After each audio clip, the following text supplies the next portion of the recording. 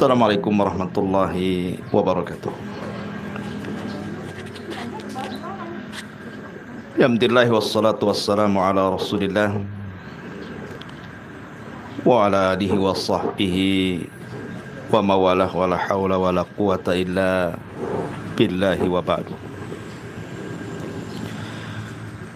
Alhamdulillah, di pagi hari ini balik kita bisa duduk untuk bertolabul ilmi, dan tak lupa salawat dan juga iringan salam kita hadiahkan kepada baginda Nabi besar Muhammad sallallahu alaihi wasallam. Allahumma salli ala Muhammad wa ala alihi wa sahbihi wa man sara ala nahjihi ila yaumiddin. Pembahasan di pagi ini insyaallah kita akan membahas tentang fitnah daripada akhir zaman. Walaupun pembahasan ini sering kita jelaskan ataupun banyak para ustadz juga sudah banyak menjelaskannya, tetapi nasihat itu tentu harus sering diulang, karena Nabi SAW mengatakan ad-dinu an-nasiha, agama ini adalah nasihat. Dan semakin kita mengulang-ulang pembahasan fitnah akhir zaman, maka kita akan lebih lagi meningkatkan ketakwaan kita dan juga keimanan kita kepada Allah Subhanahu wa ta'ala.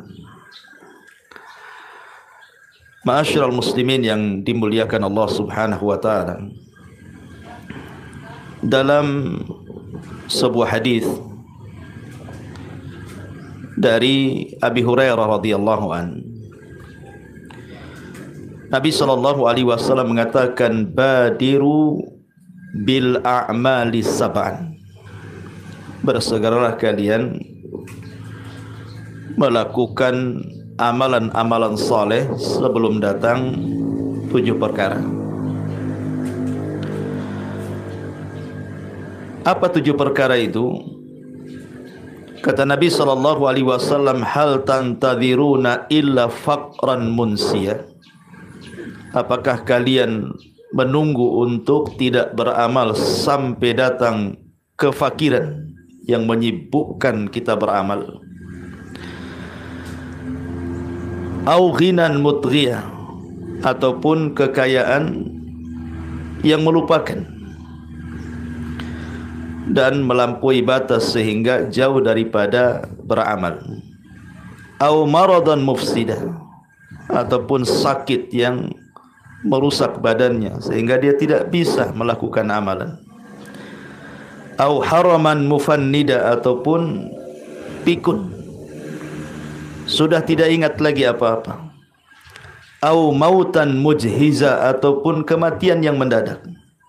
Awid dajjal, ataupun dajjal, fasyarru ghaibin yuntadhar, dan dajjal adalah seburuk-buruk perkara gaib yang ditunggu. Awis sa'ah was sa'atu adha wa amar, ataukah harus menunggu terjadi kiamat, dan kiamat itu sungguh amat buruk dan menakutkan. Hadis ini adalah hadis yang luar biasa memberikan nasihat kepada kita, karena Nabi SAW mengingatkan tentang fase-fase kenapa orang malas untuk melakukan amal saleh. Pertama, Nabi mengatakan faqran munsiyah, kefakiran yang melupakan. Karena orang kalau sudah fakir, sibuk mencari kehidupan untuk ia makan, itu kadang-kadang lupa segalanya. Alasannya kenapa tidak sholat? Karena sibuk cari kerja. Kenapa tidak membaca Quran, hadir di majelis ta'lim, sibuk untuk makan aja susah. Akhirnya sedikit demi sedikit dijauhkan dia dari amal saleh. Kalaupun dia selamat dari kefakiran, anggaplah dia kaya. Justru terkadang kekayaan itu malah melampaui batas. Bukannya dengan kekayaan itu semakin dekat dengan Allah, makin jauh pula dia dari Allah. Berapa banyak orang-orang kaya justru tidak pernah datang ke masjid, datang ke majelis taklim, baca Quran, berzikir dan yang lainnya, karena sibuk mengurus bisnisnya kan. Ditambah-tambah kemudian alat maksiat ada pada dia. Orang kalau punya uang banyak, maksiat apapun dia bisa lakukan. Sehingga banyak orang-orang kaya itu justru melampaui batas. Persis seperti firman Allah Azza wa Jal, kalla innal insana la yatgha an ra'ahus tagna. Sekali-kali jangan seperti itu. Kebanyakan manusia apabila dibentangkan kekayaan kepadanya, terkadang mereka justru menjadi orang yang melampaui batas. Ataupun mungkin dia kaya dan tidak melampaui batas.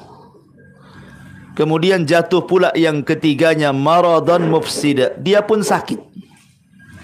Orangnya baik, orangnya soleh, tapi sakit terduduk, setruk, di kursi roda saja. Macam mana mau datang ke masjid juga tidak bisa, datang ke pengajian juga nggak bisa. Kadang-kadang setruknya itu sampai tidak bisa bicara. Mau baca Quran gimana? Orangnya baik kan itu. Atau boleh jadi dia selamat, dia tidak fakir, dia kaya, dia tidak setruk, tetapi kata Rasulullah sallallahu alaihi wasallam, au haraman mufannida, boleh jadi dia pikun. Kalau sudah pikun, apa yang mau diamalkan coba? Pikun. Atau mungkin dia selamat dari pikun, tapi belum tentu selamat dari au mautan mujhiza, atau kematian mendadak. Sebelum beramal tahu-tahu ditabrak, tahu-tahu jantung. Macam-macam kematian mendadak itu. Ataupun kalau dia selamat dari kematian mendadak, awid dajjal fasyarru ghaibun yuntazar. Apa harus menunggu datang dajjal? Tidak ada fitnah terbesar yang dihadapi manusia melebihi fitnah dajjal. Okelah anda selamat dari dajjal. Apakah selamat dari yang terakhir? Awis sa'atu was sa'atu adha wa amar. Atau nunggu kiamat. Kalau sudah kiamat nggak ada yang selamat. Pasti mati semuanya kan itu. Ma'asyiral muslimin yang dimuliakan Allah Azza wa Jalla, hadis ini saya jadikan muqaddimah karena hadis ini bicara tentang manusia terkadang dihadapkan dengan fitnah sehingga tidak bisa beramal. Lah fitnah-fitnah apa saja yang akan terjadi di akhir zaman itu. Ma'asyiral muslimin yang dimuliakan Allah Azza wa Jalla, Nabi SAW adalah Nabi terakhir. Artinya tidak ada Nabi setelah Nabi SAW. Dan itu berdasarkan sabdanya, la nabiyya ba'di, tidak ada Nabi sepeninggalku. Kalau seandainya Nabi Muhammad SAW adalah akhirul anbiya wal mursalin, berarti umatnya juga adalah akhirul umat. Berarti umatnya juga akhir umat lagi. Tidak ada umat lagi selain umat Islam. Karena sudah tidak ada Nabi sepeninggal Rasul, berarti tidak ada umat lagi selain umat Rasul. Maknanya kalau umat Rasul umat terakhir, nabinya nabi terakhir, berarti kiamat sudah dekat. Makanya kenapa kemudian salah satu tanda yang pertama kali dari tanda-tanda kiamat kecil adalah diutusnya Nabi. Itu sudah tanda kiamat itu. Rasul mengatakan saya dan kiamat itu seperti dua jari, saking dekatnya. Ma'asyiral muslimin yang dimuliakan Allah Azza wa Jalla, kita bagi pembahasan menjadi dua pembahasan. Pertama, kita akan membahas tentang tanda-tanda kiamat, alamat kecil. Yang kedua, baru kita cerita tanda-tanda alamat kiamat besar. Adapun tanda-tanda alamat kiamat kecil kita bagi menjadi empat. Pertama, tanda-tanda kiamat, alamat kecil yang sudah terjadi dan tidak akan terulang. Yang kedua, tanda-tanda alamat kiamat kecil yang sudah terjadi dan akan terjadi dan terus terjadi, tidak berhenti sejak zaman Nabi sampai hari ini, bahkan sampai kiamat. Kemudian yang ketiga, tanda-tanda alamat kecil belum terjadi, belum terjadi dan akan terjadi dan pasti terjadi. Dan itu sebelum datang tanda-tanda alamat kiamat besar. Kemudian yang keempat, tanda-tanda alamat kecil yang terjadi di sela-sela ketika datangnya tanda-tanda alamat besar. Jadi bercampur antara munculnya alamat tanda-tanda kiamat besar dan alamat tanda-tanda kiamat kecil. Di sela-selanya itu. Ya. Taib, inilah pembahasan tentang tanda-tanda alamat kecil. Adapun tanda-tanda alamat besar, kita jadi dua pembahasan. Pertama, tanda-tanda langit, dan yang kedua, tanda-tanda bumi. Taib, kita mulai dari tanda-tanda alamat kiamat kecil. Yang pertama, sudah terjadi dan tidak akan terulang lagi. Pertama adalah bi'tsatun Nabi sallallahu alaihi wasallam, diutusnya Nabi sallallahu alaihi wasallam. Setelah Nabi sallallahu alaihi wasallam diutus, maka tidak akan terulang, tidak ada pengutusan lagi. Karena Nabi sallallahu alaihi wasallam yang terakhir. Makanya Imam Ibnu Katsir rahimahullahu taala ketika memberikan catatan wa khatamun nabiyyin, dan Muhammad adalah penutup para nabi, kata Imam Ibnu Katsir rahimahullahu taala ketika memberikan catatan kepada tafsir ayat ini, beliau mengatakan siapapun yang mengaku nabi setelah kenabian Muhammad sallallahu alaihi wasallam, dustakan kenabiannya. Dustakan langsung. Tidak perlu dipertimbangkan, tidak perlu dipikir-pikir. Betulkah dia nabi atau hanya pura-pura jadi nabi? Tidak perlu, langsung dustakan. Di zaman Nabi SAW bukan tidak ada yang ngaku nabi, ada. Di sana ada Musailamah al-Kadzdzab, di sana ada Tulaiha, di sana ada Al-Aswad Al-Ansi. Bahkan perempuan yang ngaku nabi ada di zaman Nabi, namanya Sajah bintul Harith. Kemudian belakangan ada kelompok Ahmadiyah, pimpinannya ngaku nabi, Hadrat Mirza Ghulam Ahmad. Bahkan anak kecil di zaman Nabi SAW namanya Ibnu Sayyad, ngaku nabi juga. Bahkan nanti di akhir zaman, Dajjal itu sebelum mengaku Tuhan, ngaku nabi dulu. Saya kira orang-orang yang ngaku nabi itu ada di Arab saja. Rupanya di Indonesia ada juga yang ngaku nabi.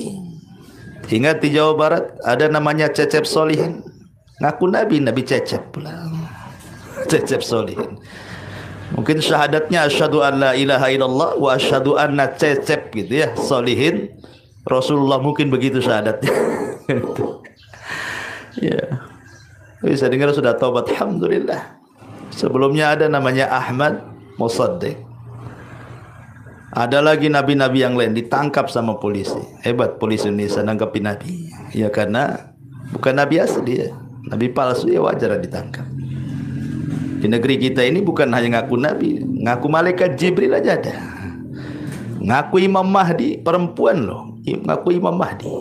Ada juga di Indonesia ini. Apa yang enggak ada di Indonesia? Ini semua ada, lengkap. Ya. Artinya bahwa kalau ada orang-orang yang mengaku nabi setelah Nabi SAW, dustakan kenabiannya. Tidak ada nabi selain Nabi SAW. Karena diutusnya Nabi SAW adalah tanda-tanda dekatnya kiamat. Ana wasa'ati kahataini. Saya dan kiamat itu seperti dua jari. Saking dekatnya. Ini yang pertama. Diutusnya Nabi Artinya tidak akan terulang lagi. Hanya dialah satu-satunya nabi yang terakhir dan tidak ada nabi setelahnya. Termasuk juga wafatnya nabi. Nabi tidak akan dihidupkan kembali. Nabi tidak akan dihidupkan kembali dan akan diteruskan perjuangannya oleh para sahabat. Setelah para sahabat, para tabi'in, kemudian para tabi'ut tabi'in, kemudian para atba' tabi'ut tabi'in, kemudian para ulama. Dari para ulama madzhab, madhab sampai sekarang, ulama-ulama yang senantiasa mengikuti Nabi SAW, sehingga Rasul mengatakan al ulama warathatul anbiya. Ulama itu pewaris para nabi. Maka wafatnya Nabi SAW tidak akan terulang lagi, karena Nabi juga tidak mungkin dihidupkan lagi. Ini yang kedua. Yang ketiga, insyiqaqul qamar. Terbelahnya bulan menjadi dua.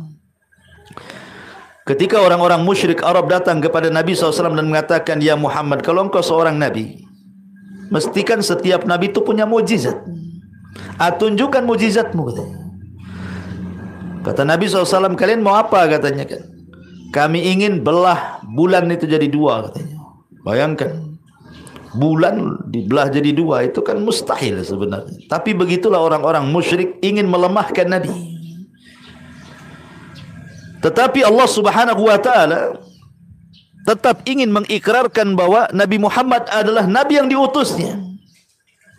Ketika Nabi SAW berdoa kepada Allah agar bulan itu terbelah menjadi dua sebagai bukti kenabiannya, Allah tolak, tidak. Allah kabulkan. Kemudian Rasul mengisyaratkan kepada bulan, tiba-tiba terbelah tu bulan itu. Yang satu penggalan tetap di atas, yang penggalannya kemudian turun ke bawah persis di atas Jabal Abi Kubais. Dan orang-orang melihatnya. Percaya dengan seperti itu bahwa Rasul Nabi? Tidak juga. Orang-orang musyrik Arab mengatakan, jangan-jangan kami sedang disihir Muhammad, gitu. Kalau begitu tunggu besok. Orang-orang yang safar dari Syam kita tanya, katanya. Kalau seandainya mereka melihat bulan utuh, hanya kita aja di sini yang melihat bulan terbelah, berarti Muhammad sudah menyihir kami, katanya. Rupanya setelah beberapa hari datanglah musafirin yang datang dari Syam itu. Ditanya, pada hari ini tanggal sekian, jam sekian, betul ada bulan terbelah? Kata orang-orang musafir yang datang, iya, katanya. Tapi mereka mengatakan rupanya orang-orang yang safar pun kena sihir, katanya. Coba bayangkan, nah, intinya kan gak mau beriman sebenarnya. Mereka malah mengatakan zahara sihru Muhammad. Muhammad sudah menampakkan sihirnya. Bukan kami saja orang mukim, orang musafir pun kena sihirnya, katanya. Na'udzubillah. Dan terbelahnya bulan tidak mungkin terulang lagi. Sehingga Allah Subhanahu wa taala mengatakan iqtarabatis sa'atu wan syaqqal qamar. Telah dekat kiamat ketika bulan terbelah menjadi dua. Kemudian yang ketiga, kiradus sahabatil kiram radhiyallahu anhum. Dengan meninggalnya semua sahabat Nabi. Maka ini juga tanda-tanda kiamat. Karena Nabi SAW pernah mengatakan bahwa sahabat-sahabatku adalah pengaman bagi umatku. Ketika sahabat itu sudah meninggal semuanya, pasti akan terjadi masalah dengan umatku. Dan sahabat sudah tidak lagi hidup dan tidak akan terulang lagi masa-masa kemasan itu. Kemudian juga diantaranya adalah Fathu Baitul Maqdis, dibebaskannya Baitul Maqdis, dan ini pernah terjadi di zaman Umar bin Khattab radhiyallahu anhu. Kemudian di zaman Salahuddin Al-Ayyubi, dan tidak terulang sampai hari ini, kecuali nanti di akhir zaman ketika datang pasukan Al-Mahdil Muntadhar baru mampu menguasai Baitul Maqdis lagi. Kemudian juga yang tidak akan terjadi adalah fitnahnya yang disebutkan oleh Nabi SAW, peperangan di zaman para sahabat seperti perang Jamal perang Siffin. Itu juga tanda-tanda dari tanda-tanda alamat kiamat.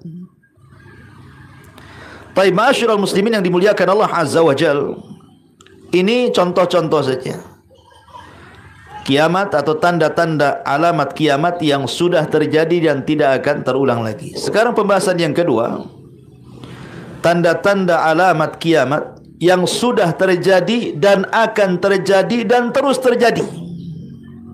Istimrar, terus-terusan. Ya. Seperti umpamanya diaul amanati wa raf'uha minal qulub. Kata para ulama, hilangnya amanah dan diangkatnya dari hati-hati manusia. Kejujuran di zaman dulu sudah langka, apalagi di zaman sekarang, apalagi di masa depan.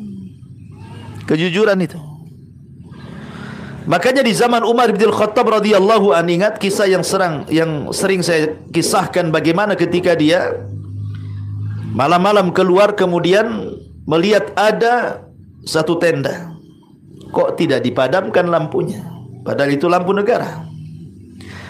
Akhirnya kemudian Umar pun mendekati tenda itu. Rupanya ada percakapan seorang wanita tua dengan putrinya. Percakapannya soal bisnis menjual air susu. Kata ibundanya, nak, biar banyak untungnya kita campur sajalah air susu asli itu dengan air mineral, katanya. Biar makin banyak. Ketika makin banyak air susunya, makin banyak pula untungnya. Lihat, di zaman itu orang yang tidak jujur sudah ada, ya. Tetapi anak perempuannya mengatakan, jangan bu, Amirul Mukminin melarang loh, tidak boleh. Kata ibunya, kan Amirul Mukminin tidak tahu, katanya. Padahal Umar ada di luar gitu yang mendengarkan. Maka anak putrinya mengatakan, wahai ibunda, walaupun Amirul Mukminin tidak tahu, tapi Umar itu punya Rabb, dan Rabb dia adalah Rabb kita. Pasti dia tahu kelakuan kita. Akhirnya ibundanya tobat gitu ya, dinasihati anak putrinya. Tapi dari sini menunjukkan bahwa amanah itu sudah mulai tercabut kan gitu. Walaupun mungkin dilakukan tidak banyak orang, satu dua di zaman itu kan. Tetapi semakin jauh dari zaman Rasul, zaman para sahabat, zaman salafun saleh, maka amanah itu semakin hilang. Makanya di zaman sekarang sulit sekali kita ini mendapatkan orang-orang yang jujur itu. Jangankan lagi sekelas pejabat gitu ya, sekelas kasir warung saja susah gitu. Karena saya pengalaman juga kuliner gitu ya. Cari kasir saja ya, sampai ke tukang-tukang dapurnya korupsi. Memang tidak banyak korupsinya, belanja mungkin ambil 1.000-2.000 perak gitu. Tapi ada juga gitu kan. Hilang juga uang yang kecil itu. Itu tingkat warung tuh. Gimana pula tingkat RT, RW, lurah, camat sampai ke atas ya, jangan tanyalah kan. Jadi ma'asyiral muslimin yang dimuliakan Allah Azza wa Jal, ini kejujuran amanah sudah hilang. Yang lebih parahnya lagi, Rasul mengatakan akan terjadi dari hilangnya amanah ini tentang salahnya orang mengukur orang. Di mana orang-orang yang berkhianat dianggap amanah, di mana orang-orang yang amanah dianggap khianat. Seperti Nabi SAW mengatakan, kalian akan melalui tahun-tahun penuh dengan khada'at, penuh dengan tipu daya. Kemudian Rasul SAW menjelaskan apa itu zaman-zaman penuh dengan tipu daya itu. Kata Nabi SAW, yusaddaku fiha al-kha'in wa yukadzabu fiha as-sadiq, katanya. Di mana orang-orang jujur dianggap khianat dan para pengkhianat dianggap jujur. Para pengkhianat dianggap jujur. Kenapa? Karena di zaman sekarang ini orang cenderung lebih mengedepankan pencitraan saja, bukan hakikatnya. Ya. Ma'asyiral muslimin yang dimuliakan Allah Azza wa Jalla, hilangnya amanah itu, hilangnya kejujuran itu sudah ada sejak zaman dulu. Bahkan hari ini lebih parah. Boleh jadi masa depan jauh lebih parah lagi. Ini tanda-tanda kiamat kecil yang sudah terjadi dan akan terjadi dan terus terjadi. Kemudian yang kedua, sabda Nabi SAW ketika malaikat Jibril bertanya soal tanda-tanda kiamat. Ketika Jibril bertanya tentang kapan kiamat, kan Rasul tidak bisa jawab, karena bukan wewenang Rasul menjawab kapan kiamat. Jangankan Rasul, Jibril pun tidak tahu kapan kiamat. Karena kapan terjadinya kiamat itu hak mutlak, pengetahuannya ada pada Allah Subhanahu wa taala. Jangan pernah mengarang kapan kiamat. Enggak akan bisa. Dan enggak akan pernah tahu. Tapi kalau tanda-tandanya, memang Nabi SAW menjelaskannya. Makanya Jibril ketika berbicara soal tanda-tanda kiamat, maka Nabi SAW mengatakan salah satunya adalah antalidal amatu rabbataha wa antaral khufatal uratal alata ri'a asyah yatatawaluna fil bunyan. Kata Nabi SAW, apabila seorang budak melahirkan tuannya, ada yang memberikan penjelasan secara hakikatnya, ada yang memberikan penjelasan secara kinayah. Bagi yang menjelaskan kalimat ini secara hakikatnya, maknanya bahwa nanti akan terjadi huruf peperangan sehingga banyak perbudakan kembali. Artinya akan terulang kembali masa-masa perbudakan itu. Nanti di akhir zaman tentunya kan itu. Kemudian akhirnya budak-budak itu digauli oleh tuan-tuannya, melahirkan anak. Secara otomatis nasabnya kepada tuannya, merdeka dia kan. Tapi ibunya tetap budak. Ibunya melayani anaknya jadinya. Ini yang mentafsirkan di bawah hakikatnya. Tapi yang mentafsirkan bahwa ini kinayah, mana di akhir zaman itu akan banyak orang-orang yang durhaka kepada orang tuanya. Makanya wajar 14 abad yang silam Rasul sampai mengatakan la'anallah man la'ana walidayhi. Allah melaknat orang-orang yang melaknat kedua orang tuanya. Sahabat heran karena di zaman itu tidak ada orang yang melaknat orang tua. Makanya sahabat heran, masa ada Rasul anak melaknat orang tua? Ya wajar sahabat ngomong begitu, karena di zaman itu orang tua dihormati masalahnya kan. Kata Nabi SAW, ya, engkau melaknat orang tua orang, kemudian anaknya tidak terima, akhirnya melaknat orang tua kalian. Artinya melaknat orang tua ghairu mubashir, tanpa secara langsung, tapi lewat orang. Itu di zaman dulu. Tapi di zaman sekarang bukan kita melaknat orang tua orang kemudian anaknya tak terima, melaknat orang tua kita. Kita yang melaknat orang tua kita kalau sekarang. Sebatas melaknat tidak. Di zaman sekarang ini bukan sebatas melaknat anak kepada orang tua, sampai membunuh, naudzubillah. Gak percaya, lihatlah di medsos itu. Ada saja kasus-kasus anak membunuh orang tuanya gara-gara warisan, bahkan gara-gara tidak diberikan sepeda motor gitu ya. Di berita itu sampai dibunuh orang tuanya. Bahkan gara-gara orang tua mengambil harta anaknya, dianggap hutang sama anaknya, sampai dikasuskan di pengadilan. Ada juga tuh. Jadi sekarang ini luar biasa durhaka anak kepada orang tua itu, nggak kebayang kita. Ya tentu bagi kita orang-orang yang ngaji itu udah nggak kebayang. Kalau orang-orang awam ya biasalah seperti itu, mencaci, memaki, malah memasukkan anaknya di panti jompo itu masih mendingan tuh. Kalau dimasukkan di panti jompo kan ada yang ngerawat kan. Ini ditinggal sama anaknya. Entah orang tuanya makan apa. Kadang-kadang jadi gelandangan, kadang-kadang hidup di lampu merah, kadang-kadang tidur di trotoar. Bukan tak punya anak, mereka punya anak tuh. Tapi anaknya kemana pertanyaannya kan? Masa orang tuanya dibuang kayak gitu? Macam-macam kan sebabnya. Ada penyebabnya anaknya sakit hati. Boleh jadi mungkin anaknya dulu tidak dirawat sama orang tuanya. Maknanya orang tua tidak bertanggung jawab sama anaknya. Akhirnya anaknya dendam. Setelah dia besar, akhirnya ditelantarkan pula orang tuanya. Ngapain saya urus orang tua katanya? Dia aja nggak pernah ngurus saya. Nah, mungkin itu yang paling bisa masuk akal mungkin ya. Tapi yang seperti ini saja dalam Islam itu disalahkan. Anggaplah seandainya ada orang tua punya anak, kemudian anaknya dikasih tetangganya. Setelah besar dikasih tahu tuh sama ibu angkatnya, bapakmu itu si anu, sakit hati. Akhirnya tidak mau, ngapain saya berbuat baik sama orang tua. Bayi-bayi saja dia tidak merawat, dikasihkan pula si ke tetangga katanya. Apakah kemudian boleh anak dendam kepada orang tua akhirnya berlaku yang sama? Tidak, tidak boleh. Dalam Islam tidak boleh. Karena berbuat baik kepada orang tua itu bukan sistem barter. Bukan kalau dia baik sama saya baik sama dia. Dia jahat sama saya jahat sama dia. Bukan begitu. Perintah berbuat baik kepada orang tua itu perintah Allah. Soal dia jahat dengan kita, soal dia baik dengan kita, itu urusan dia. Tapi urusan kita adalah dengan Allah, bukan dengan orang tua. Ya. Itu mungkin yang paling berakal cara berfikirnya. Kalau ada anak durhaka orang tua ini, mungkin sebabnya salah satunya seperti ini. Tapi rupanya bukan.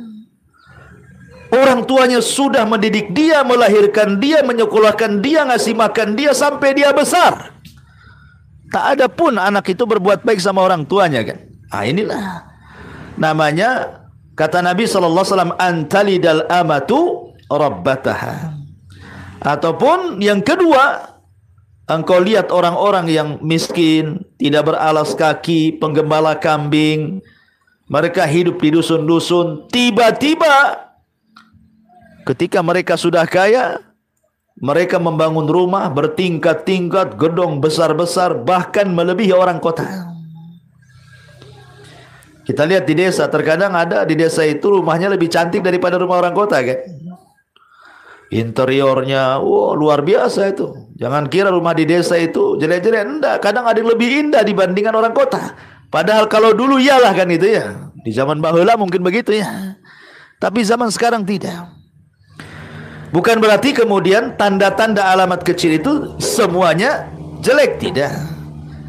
Ya. Ada yang positif juga kan itu. Tapi dimasukkan tanda-tanda ketika kemudian orang-orang yang dulunya di desa-desa susah-susah hidupnya, akhirnya dibentangkan dunia kepada mereka. Mereka pun berlomba-lomba membangun bangunan besar melebihi bangunan orang kota. Bahkan saya pernah hidup dulu di Jawa Timur, di daerah Lamongan itu, Lamongan Dalam ya. Karena saya juga pernah belajar di situ dulu. Jadi subhanallah, karena rata-rata di situ TKI Malaysia yang kerja-kerja di situ itu rumahnya luar biasa kayak istana itu, besar-besar sekali, tapi nggak ada orangnya ya. Isinya itu nenek-nenek saja semua. Jadi neneknya suruh ngisi rumahnya, orang tua anak-anaknya itu kerja di Malaysia gitu ya. Jadi bertahun-tahun itu ya tidak pernah diisi gitu, coba kan. Ada yang sama sekali nggak ditinggali sama yang bangunnya, karena sudah pikirnya kalau pulang ada kerjaan balik lagi dia ke Malaysia. Akhirnya memilih tinggal di sana sampai mati. Lah buat apa coba bangun rumah itu coba? Ya, ditinggal begitu saja. Ya. Ma'asyiral muslimin yang dimuliakan Allah Subhanahu wa taala, intinya bahwa di sini di antara tanda-tanda Nabi, tanda-tanda kiamat yang disabdakan Nabi SAW ketika orang miskin kaya akhirnya membangun bangunan yang luar biasa. Ya tidak ada masalah sebenarnya. Selama dia memberikan hak harta, artinya keluarkan zakatnya, keluarkan sedekahnya kan itu.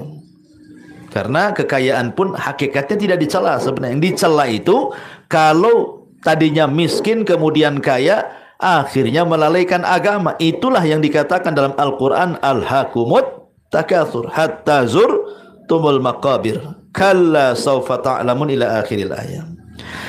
Kemudian juga di antara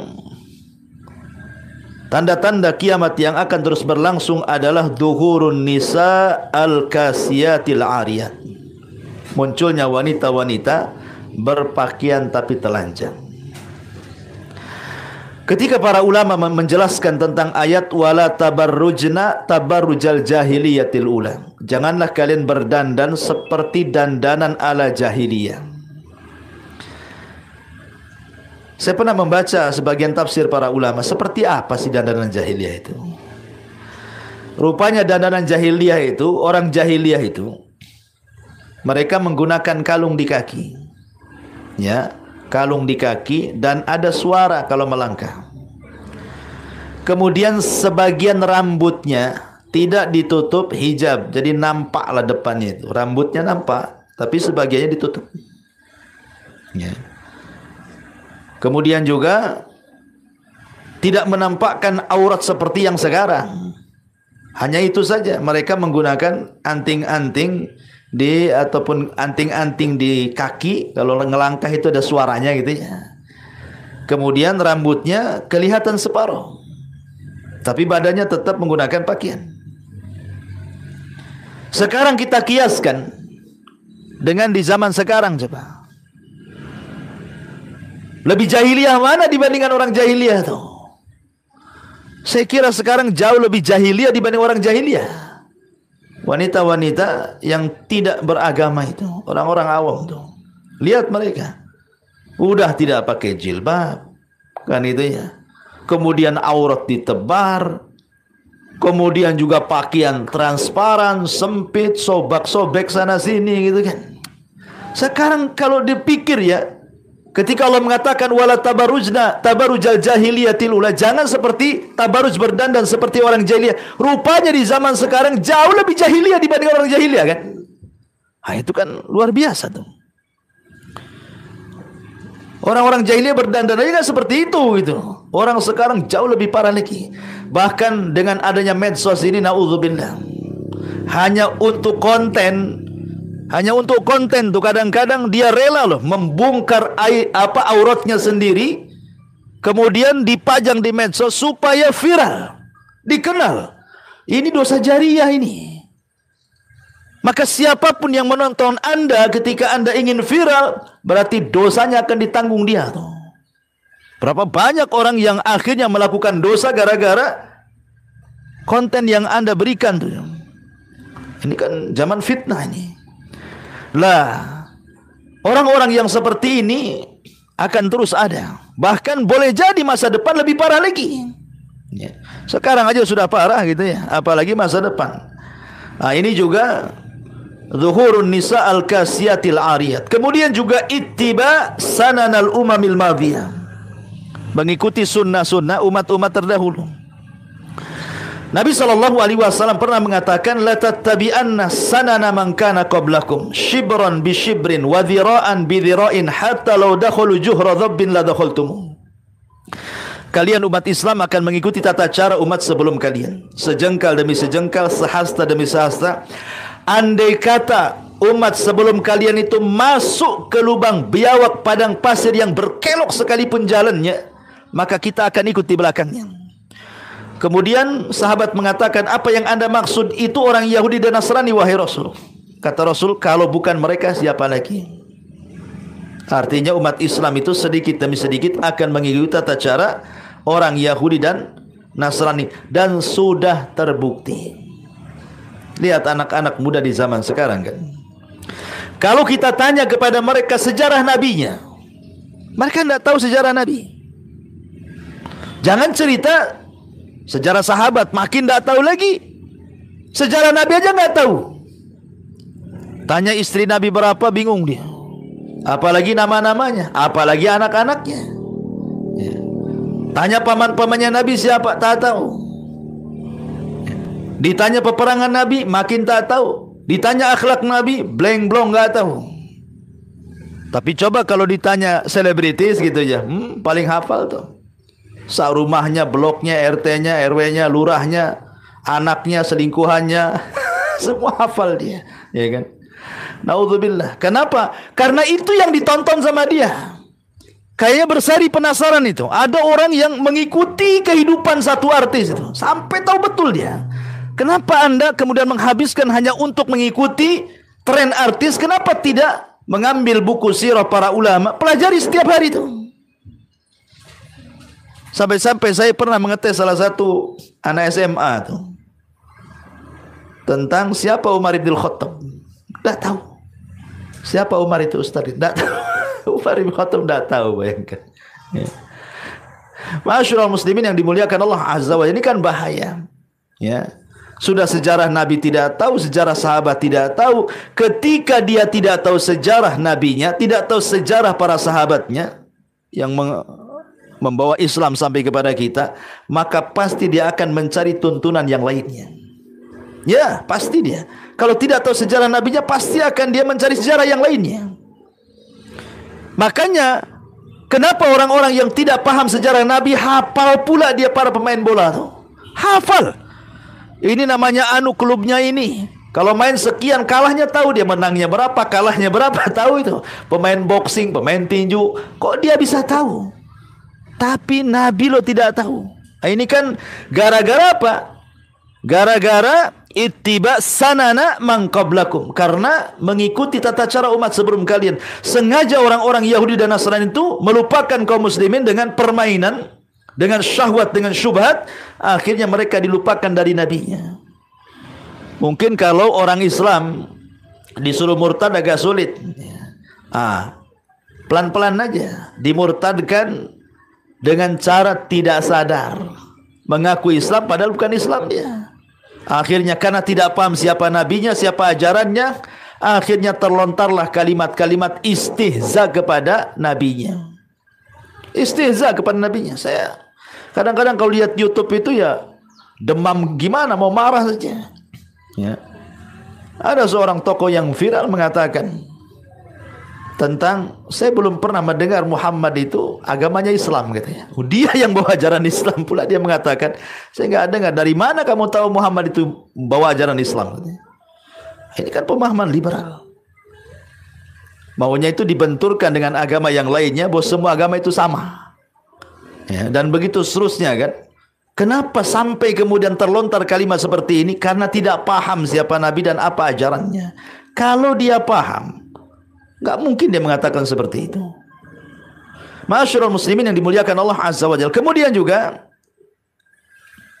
at-taslim atau taslimul khassa. Mengucapkan salam hanya diberikan kepada orang-orang yang khusus saja. Ini juga tanda alamat yang akan terus terjadi. Nabi SAW di zaman itu pertama kali hijrah dari Mekah ke Madinah. Salah satu ceramahnya apa? Ini ceramah pertama nih di Madinah pasca hijrah Nabi itu. Ayyuhan nas absus salam. Sebarkan salam. Ini ceramah pertama Nabi di Madinah. Ketika dia hijrah dari Mekah ke Madinah, kemudian dia berceramah di Kuba, itu yang pertama kali Rasul katakan, ayyuhan nas absus salam. Sebarkan salam. Wa at'imut ta'am, kasih makan orang-orang miskin makanan. Wasilul arham, kemudian sambung silaturahim. Kemudian wasallu bil laili wan nasu niyam, salatlah di malam hari ketika manusia tidur, kujamin kalian masuk surga bisalam dengan selamat. Ini khutbah pertama Nabi. Mengucapkan apa? Sebarkan salam. Sebab khutbah inilah tokoh Yahudi besar yang merupakan rujukan orang-orang Madinah masuk Islam. Siapa namanya? Abdullah ibn Salam. Gara-gara mendengar khutbah Nabi ini, Abdullah ibn Salam masuk Islam. Kenapa? Rupanya ajaran Islam itu indah. Kalimat salam ini saja kalau mau dijabarkan itu luar biasa itu. Ya. Kenapa kita disuruh mengucapkan salam? Dengan faedahnya yang segudang itu luar biasa mengucapkan salam itu. Salah satunya adalah bisa menjadikan orang itu tertanam saling cinta sesama kaum muslimin. Tapi di zaman sekarang tidak seperti di zaman dulu. Di zaman dulu kalau orang pamannya mengucapkan salam kemudian tidak dijawab, marah. Seperti kasusnya Sa'ad bin Abdurrahman bin Auf atau Sa'ad bin Abi Waqqas radhiyallahu an, ketika dia melihat ada Utsman ibn Affan duduk di Masjid Nabawi. Kata Sa'ad bin Abi Waqqas, "Assalamualaikum ya Utsman." Tidak dijawab sama Utsman. "Assalamualaikum ya Utsman." Tidak dijawab 3 kali. Sa'ad bin Abi Waqqas mengatakan, "Assalamualaikum ya Utsman." Marah dia. Akhirnya apa? Datang kepada Umar mengadu. "Wahai Amirul Mukminin," karena ketika itu khalifah, "saya ketemu dengan Utsman di Masjid Nabawi. Kuucapkan salam tak dijawab. Ada apa dengan dia?" katanya. Karena orang yang tidak menjawab salam itu pasti ada masalah kan gitu. Kenapa tidak menjawab salam? Jadi dipanggillah Utsman oleh Umar dan dikatakan, "Hei Utsman, kenapa kau tidak jawab salamnya Sa'ad bin Abi Waqqas itu?" Kata Utsman, "Saya tidak tahu." Kata Sa'ad, "Wallahi demi Allah aku ucapkan salam dengan keras." Kata Utsman, "Saya tidak dengar." Ya. Sampai kemudian saling berdebat. Utsman mengingkari, "Saya tidak dengar." "Kalau saya dengar saya jawablah," katanya. Kata Sa'ad bin mengatakan, "Akulah mengucapkan dengan keras, masa tak dengar?" katanya. Akhirnya saling berdebat. Akhirnya Umar coba menengahi dan merayu, "Wahai Utsman, Sa'ad sudah mengucapkan salam, kenapa kau tak jawab?" Akhirnya Utsman pun, oh boleh jadi saya tadi tidak dengar itu karena saya melamun katanya. Kenapa kau melamun? Tadi saya di masjid itu terpikirlah hadis Nabi. Ketika aku dulu di zaman Nabi sedang duduk di majelis Nabi, kata Rasul, dakwatun Nabi, ada doa seorang Nabi kalau dibaca dalam doa kita mustajab. Habis itu Nabi disibukkan dengan orang Baduy sehingga Rasul tidak meneruskan hadis itu. Kemudian aku ingat-ingat apalah gitu. Makanya aku lupa. Ya. Nah, barulah kemudian Umar pun mengatakan, oh iya aku juga sama hadir di majelis itu katanya. Tapi tiba-tiba Sa'ad bin Abi Waqqas merubah tema supaya jangan tegang. Kata Sa'ad, oh iya saya tahu katanya. Dilupakan nih perselisihannya. Langsung kata Sa'ad, saya tahu doa itu katanya. Udah lupa perkara tadi, lain lagi sekarang ini. Coba. Begitulah sahabat tuh. Nah, kita juga harus gitu, pandai-pandai kalau udah mulai tegang nih, robah maudunya, temanya. Seperti itu. Pamannya suami istri lagi tegang-tegang, cari tema lain supaya yang ini dilupakan gitu ya. Seperti itulah. Ya, para sahabat Nabi SAW marah kalau tidak salamnya dijawab. Ada apa? Kalau sekarang biasa aja. Assalamualaikum nggak jawab ya sudah. Nggak peduli gitu kan. Pokoknya sudah salam terserah dia mau jawab nggak jawab gitu. Ya, karena di zaman itu salam itu penting. Zaman sekarang nggak penting. Kadang-kadang kita sudah lewat nih di jalan, nampak orang lewat itu pakaiannya Muslim, pakai sarung, pakai koko, pakai songkok, datang dari masjid lagi, kan nampak kalau dia Muslim. Kecuali datang dari gereja, itu masih diragukan kan itu, walaupun pakai koko gitu. Tapi jelas-jelas dari keluar dari masjid, habis sholat lagi, kita lewat, tak ada pun assalamualaikum. Gimana yang tidak jelas, yang jelas-jelas Muslim saja nggak mau mengucapkan salam. Makanya di antara tanda-tanda kiamat itu ketika salam hanya diberikan kepada khusus saja, orang-orang khusus. Nampak ini berjanggut, bercingkrang, pakai gamis, mungkin kawan, assalamualaikum. Nampak nih isbal gitu, tak ada janggut, ya, bukan jamaah ini. Nggak ada salam, nggak ada kalam gitu. Ditakdir sama dia. Subhanallah. Coba, kalau salam itu sudah diberikan kepada orang husni, bahaya. Anda sedang mematikan syiar-syiar Allah Subhanahu wa taala. Maka ini tanda-tanda kiamat, ya. Kemudian juga yang akan terus terjadi kasratul haraj. Banyaknya pembunuhan. Ini ngeri, banyak pembunuhan. Di zaman itu, di zaman salaf dulu, jiwa manusia itu dihargai. Di zaman Nabi. Bayangkan di zaman Nabi SAW ada seseorang yang bersaudara, sahabat Nabi, lewat di perkampungan Yahudi. Tiba-tiba kemudian istirahat di satu tempat. Ketika malam diculiklah saudaranya, kemudian dibunuh. Lapor sama Nabi, Rasul, saudaraku dibunuh. Dan saya yakin yang bunuh orang Yahudi, karena antara kami dengan Yahudi ada permusuhan. Kata Rasul, ada bukti? Tak ada, tapi saya yakin yang bunuh. Kira-kira siapa Yahudi yang kau curigai? Si Anu, panggil. Dipanggil. Kata Rasul, kau bunuh saudaranya? Tidak, kata orang Yahudi, saya enggak bunuh dia. Kata sahabat ini, enggak, bahkan dia bunuh. Karena ada musuhan kita dengan dia, katanya kan. Siapa lagi yang bunuh saudara saya, katanya kan. Kata orang Yahudi, enggak, saya enggak bunuh, katanya.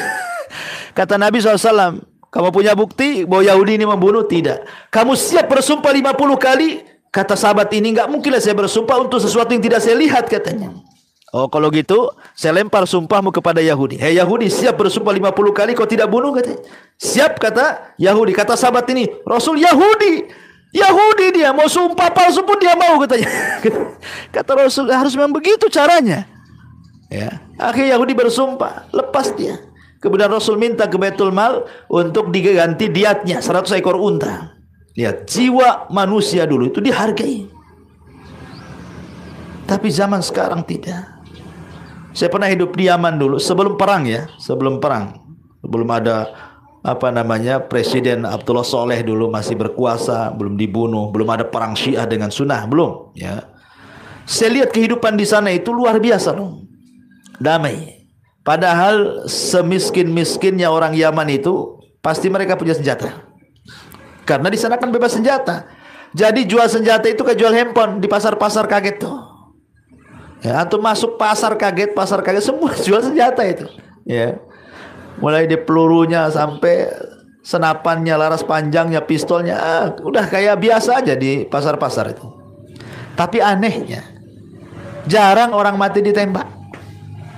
Ya. Kalaupun perang kabilah bukan ditunjukkan ke orangnya, ke atas. Bukan ditunjukkan ke orang, ke atas gitu ya kan. Ya kan orang mati ke atas saja. Hanya idharul quwah, menunjukkan kekuatan mereka saja. Saya pernah dengar, ya ada yang ditembak ada. Tapi maksudnya jarang. Dan kalaupun seandainya ada mati orang ketembak itu wajar, karena setiap orang punya senjata. Semiskin-miskinnya orang punya pistol gitu maksudnya. Tapi di Indonesia ini yang pegang senjata kalau tidak polisi, TNI. TNI Polri saja yang pegang senjata kan. Orang awam itu mana boleh pegang senjata? Kalau ada langsung ditangkap, ini ilegal. Tapi kenapa coba pembunuhan hari-hari? Pembunuhan itu kita lihat, subhanallah, hari ini mati, hari itu mati, besok mati, hampir setiap hari ada orang mati coba.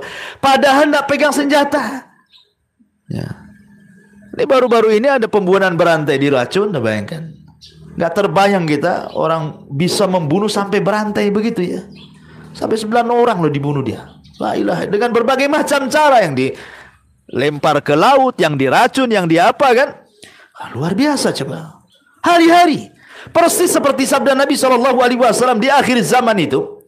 Orang yang dibunuh dan yang membunuh dua-duanya bingung. Yang membunuh bingung, yang dibunuh makin bingung.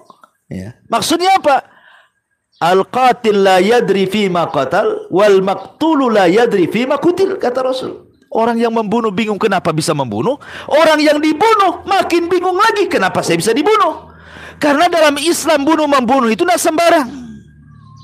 Kecuali kalau kisos, Anda membunuh dibunuh. Kenapa terjadi kisos, Ikhwan? Orang yang membunuh harus dibunuh karena biasanya tabiat orang yang membunuh cenderung akan membunuh lagi. Kenapa terjadi pembunuhan berantai coba? Karena kalau orang sudah membunuh satu orang, dia akan mudah membunuh 2 orang, 3 orang, 4 orang, 5 orang. Makanya dalam Islam pembunuh dibunuh. Karena jiwa membunuhnya supaya hilang. Ya. Nah, itulah dalam Islam itu. Sebab kalau tidak dibunuh, nanti ada masalah. Karena terbiasa membunuh lagi dia. Beda kalau seandainya membunuh dalam jihad kan itu ya. Memang dia terdorong karena agama. Tapi orang membunuh di luar pada jihad ini rata-rata karena urusan syahwat saja. Hanya urusan dunia dan begitu seterusnya. Jadi sekarang ini pembunuhan itu aneh-aneh. Coba bayangkan orang tua sampai tega membunuh anaknya, membunuh istrinya, anak membunuh orang tuanya. Di zaman sekarang aneh-aneh gitu. Masalah urusan parkir, bunuh. Urusan waris, bunuh. Urusan tersinggung, bunuh. Sekarang ini ya. Padahal Rasul mengatakan, la yahillu damimri'im muslim illa bi ihda thalathin. Tidak halal darah seorang muslim ditumpahkan kecuali karena 3 perkara. Satu, karena as-saibuz zani, orang yang sudah menikah berzina rajam, jelas alasannya. Atau orang yang membunuh kisos, atau orang yang murtad keluar dari Islam setelah dimintai tobat dia tidak mau, maka terjadi pembunuhan. Itu pun eksekutornya tidak sembarang orang, harus pemerintah. Ya. Tetap eksekutornya pemerintah. Tidak bisa kemudian kita menhakim sendiri itu. Atau pemerintah menegakkan hukum, siapa yang bawa narkoba sekian kilo bunuh, nggak ada masalah, ya kan? Tapi kalau di luar daripada itu, tidak boleh kita ini saling bunuh-bunuhan. Karena dalam Islam jiwa manusia itu terjaga. Makanya di sini di antara tanda-tanda akhir zaman adalah ketika banyaknya pembunuhan. Ya kalau kita rinci satu-satu terlampau lebar ya, kita singkatkan saja. Kemudian syahadatuz zur, orang yang bersaksi dengan saksi palsu, seperti yang banyak di persidangan lah biasanya kan. Sampai saksi-saksi itu bisa dibayar. Berani sumpah pula dia. Kalau di pengadilan itu kan disumpah dengan Quran kalau dia muslim kan. Berani loh disumpah dengan Al-Quran. Demi bayaran di zaman sekarang ini. Bahkan bukan hanya saksinya, sahakim-hakimnya kalau dia tidak jujur. Apa mungkin hakim itu disogok? Mungkinlah. Rasul yang ngomong hakim itu ada 3. Yang di sorga itu cuman 1, yang 2 itu di neraka. Rasul yang mengatakan seperti itu kan. Siapa hakim di sorga? Hakim yang tahu kebenaran, kemudian memutuskan dengan kebenaran, maka dia di sorga. Adapun yang dua, hakim tahu kebenaran, diputuskan pula dengan kebatilan di neraka. Atau hakimnya jahil, dia putuskan dengan kejahilannya, masuk neraka. Jadi ada hakim-hakim itu yang curang, yang bisa dibayar, yang bisa disogok.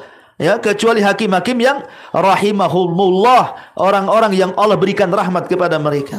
Kalau Allah tidak berikan rahmat, ini kesempatan mereka meraih keuntungan dunia. Wallahu a'lam. Cukup, ini udah hampir jam 12 ini. Subhanakallahumma bihamdika asyhadu an la ilaha illa anta astaghfiruka wa atubu ilaik. Wallahu ta'ala. Assalamualaikum warahmatullahi wabarakatuh.